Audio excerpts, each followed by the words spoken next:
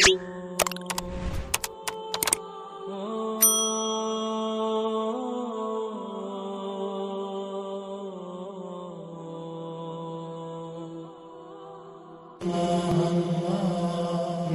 اکرم صلی الله علیه و سلم صعد علی المنبر و قال آمین آمین آمین.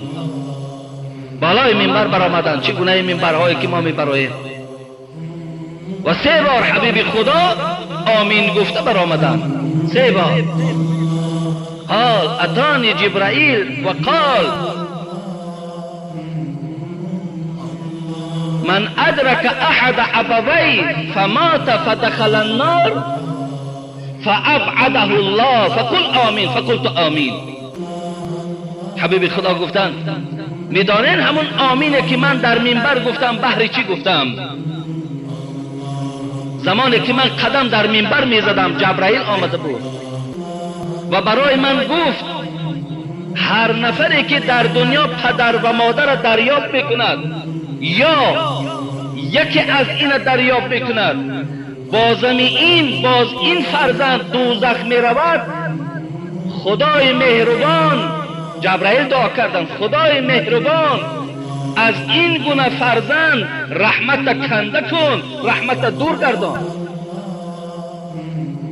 حبیب خدا میگوید امرم کرد جبرائیل فقل آمین، بگو آمین، بگو دعای مده. فقلت آمین، گفتم آمین. خدا همون فرزنده که در دنیا پدر و مادر را دریافت کرد و به قدر و قیمت اونها نرسید، محبتی که اون پدر و مادر نسبت این داشت.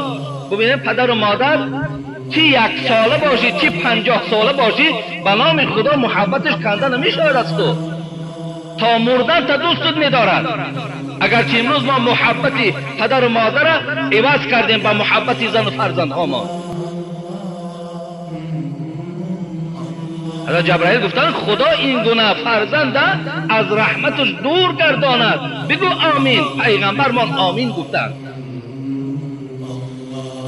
جوانای عزیز، حبیب خدا میگوید